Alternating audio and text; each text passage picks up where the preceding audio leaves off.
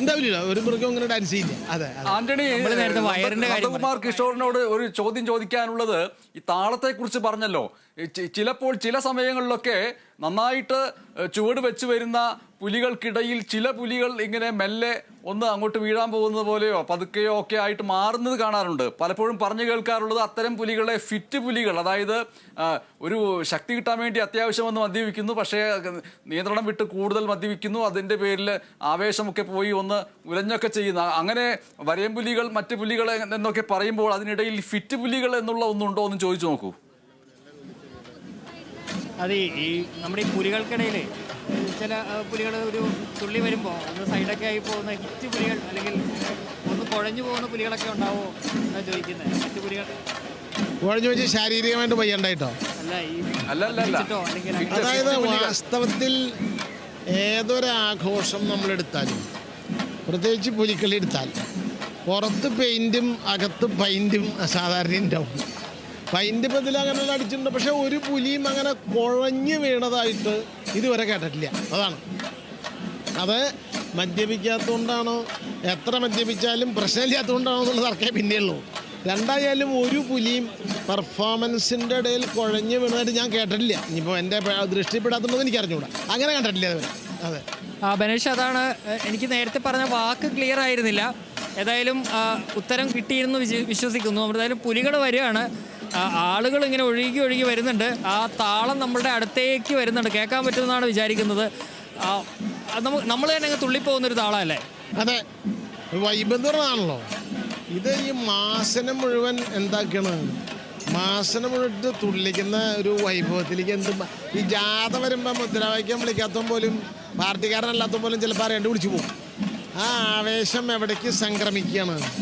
പുലികൾക്ക് താളം ചവിട്ടുന്നതിലും കൊട്ടുകാർക്ക് മേളം കൊട്ടുന്നതിലും സ്വതവ ഒരു ആവേശം ഉണ്ട്. ആവേശത്തിന് ചെയ്യാൻ പറ്റില്ല.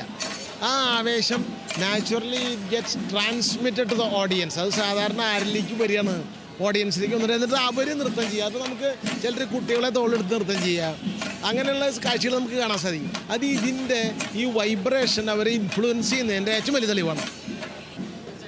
ശ്രീ നന്ദകിഷോർ, ഇതില് ഈ പുലികളിയുടെ ഏറ്റവും വലിയ ഒരു പ്രസക്തി എന്ന് പറയുന്നത് ലോകത്ത് ഉള്ള നാണമുള്ള, ചമ്മലുള്ള, ലജ്ജയുള്ള, അപകർഷമുള്ള ആളുകൾ എന്ത് വിചാരിക്കുമെന്നൊക്കെ വിചാരിച്ച് പമ്മിയിരിക്കുന്ന അവരെ സംബന്ധിച്ചു കൂടി പെട്ടെന്ന് ചെയ്യാൻ കഴിയുന്ന ഒരു കലയാണ് പുലികളി എന്നാണ്. കാരണം മാസ്ക് വെക്കുന്നു, താൻ ആരാണെന്ന് തിരിച്ചറിയുന്നില്ല, എന്ത് വേണമെങ്കിലും ചെയ്യാമെന്നുള്ളൊരു സ്വാതന്ത്ര്യം ഈ കലയിലുണ്ട്, അല്ലേ?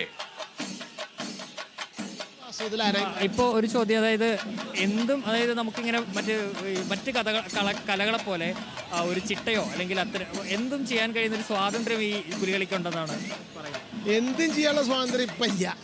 അല്ല, അതിന്റെ ചോദ്യം മനസ്സിലായിട്ടില്ല. അതായത് ചമ്മലോ ലജ്ജയോ അപകർഷമോ ഉള്ളവർക്ക് പോലും മാസ്കിന്റെ മറവിൽ അവർക്ക് അവരുടെ കല നടത്താമല്ലോ.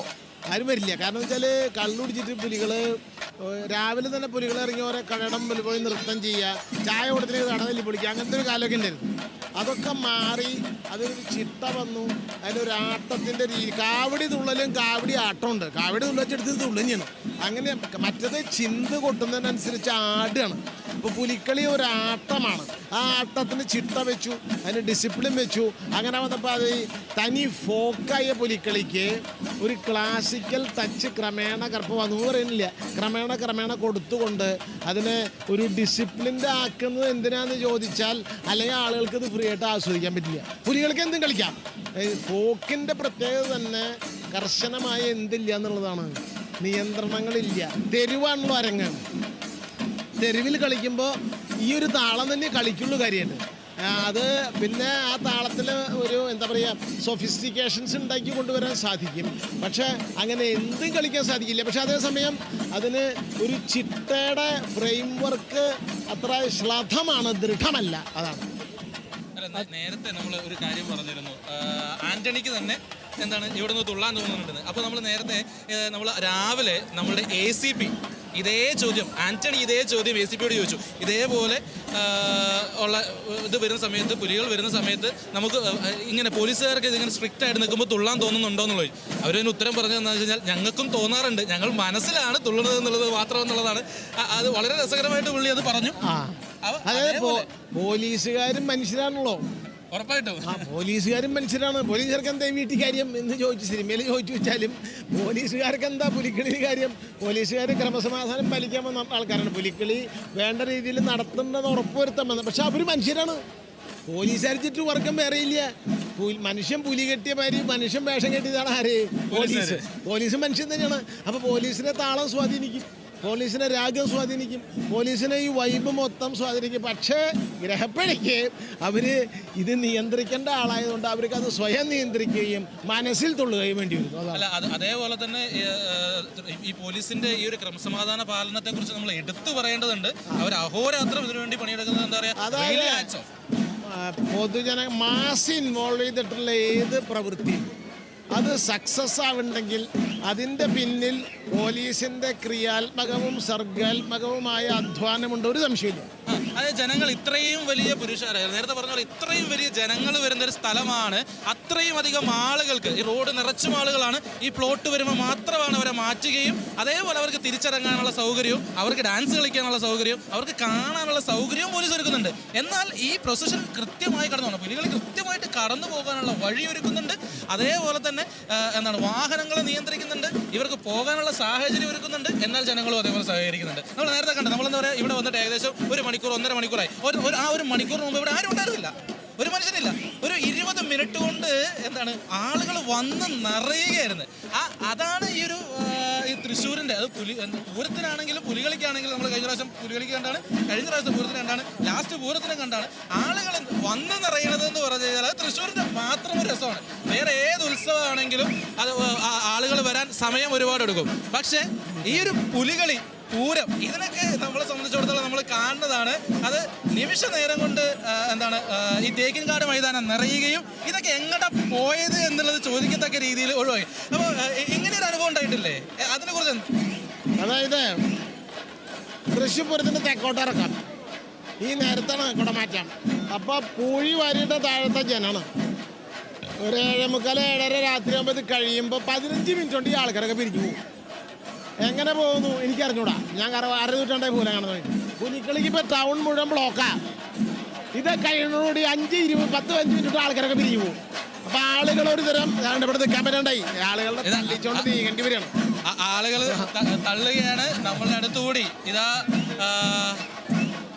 ആദ്യത്തെ നമ്മുടെ അടുത്തുകൂടി പാറമേക്കാവിൽ ആദ്യത്തെ പുലിക്കളി കടന്നു പോവുകയാണ്. യുവജന സംഘം വിയ്യൂരിന്റെ നമ്മൾ നേരത്തെ ഈ പുലിമടയിൽ പോയിരുന്നു. യുവജന സംഘം വിയ്യൂരിന്റെ പുലിമടയിൽ നമ്മൾ പോയിരുന്നു. ആ കാഴ്ചകൾ കണ്ടിരുന്നു. വളരെ മനോഹരമായിട്ടുള്ള പുലികളാണ് പുറത്തിറങ്ങുന്നത്. ഇത് പ്രേക്ഷകർക്ക് വളരെ കൃത്യമായിട്ട് കാണാൻ സാധിക്കുന്നുണ്ട്. പക്ഷേ ഞങ്ങൾക്ക് എന്താ പറയുക, ഞങ്ങൾ ഈ ക്രൗഡിന്റെ ഈ ഒരു പുരുഷാരത്തിന്റെ ഉള്ളിലായതുകൊണ്ട് നമ്മൾ കൃത്യമായിട്ട് കാണാൻ സാധിക്കുന്നില്ല. ആന്റണി, എന്താണ് ഇങ്ങനെ ആദ്യമായിട്ടാണ് ആന്റണി ഇത്രയും വലിയ ഒരു പുരുഷാരത്തിന്റെ ഇടയിലേക്ക് എത്തുന്നത്? എന്ത് തോന്നുന്നു? തീർച്ചയായിട്ടും ഇത് കണ്ടിട്ടേ ഉള്ളൂ, ടി വിയിലൊക്കെ കണ്ടിട്ടേ ഉള്ളൂ. പക്ഷേ ഞാൻ ഇത്ര ആളുണ്ടാവുമെന്ന് പ്രതീക്ഷിച്ചില്ല. ഇതൊരു തൃശ്ശൂർ പൂരത്തിലൊക്കെ ഉണ്ടാവുന്നതിൻ്റെ ഒരു ചെറിയ സാമ്പിൾ പതിപ്പ് പോലെ ഈ റോഡൊക്കെ അങ്ങനെ നിറഞ്ഞ് കവിഞ്ഞു. നല്ല പരിപാടിയുണ്ട്. സ്ഥിരമായിട്ട് പുലികളി കാണാൻ വരാറുണ്ടോ? വരാറുണ്ട്. ഒരുപാട് ആളുകളാണ് നമ്മൾക്ക് പല ദേശത്ത് നിന്ന് പല നാട്ടിൽ നിന്ന് ഇവിടെ എത്തുന്നത്. വർണ്ണമാപമായിട്ടുള്ള മനോഹരമായിട്ടുള്ള കാഴ്ചയാണ് നമ്മളുടെ മുമ്പിലേക്ക്. ഇത് യുവജന സംഘം വിയ്യൂരിന്റെ പുലിക്കളി സംഘമാണ്. അത് ഏകദേശം 51 പേരാണ് ഈ ഒരു സംഘത്തിലുള്ളത്. അതേപോലെ തന്നെ ഇതിന്റെ ടാബ്ലോ മുമ്പിൽ പോയി കഴിഞ്ഞു. ഇനി പുലിവണ്ടിയാണ് തൊട്ട് പിന്നിൽ വന്നുകൊണ്ടിരിക്കുന്നത്. അങ്ങനെ വളരെ ആവേശകരമായിട്ട് ആദ്യ സംഘം പാറമേക്കാവ് കടന്നു പോയിക്കൊണ്ടിരിക്കുകയാണ്. 5:30 എത്തേണ്ട സംഘമാണ്. 5:30 നമ്മളോട് കൃത്യസമയം പറഞ്ഞിരുന്നത്. 5:30 പാറമേക്കാവ് എത്തും എന്ന് പറഞ്ഞൊരു സംഘം. സമയം ഇപ്പോൾ 6:30 ഇത് 1 മണിക്കൂർ വൈകിയോടുന്നു. അപ്പോൾ രാത്രി 9:30 തീരുമെന്ന് പറഞ്ഞ് ഇത് കൊട്ടിന്റെ മേളം മുറുകയാണ്. നമുക്ക് ഈ ദൃശ്യങ്ങളെ കാണാൻ പറ്റും. ആ താളത്തിനൊത്ത ആളുകളുടെ കൈയൊക്കെ ഉയരുന്ന ഒരു ആ താളം പിടിക്കുകയാണ് എല്ലാവരും.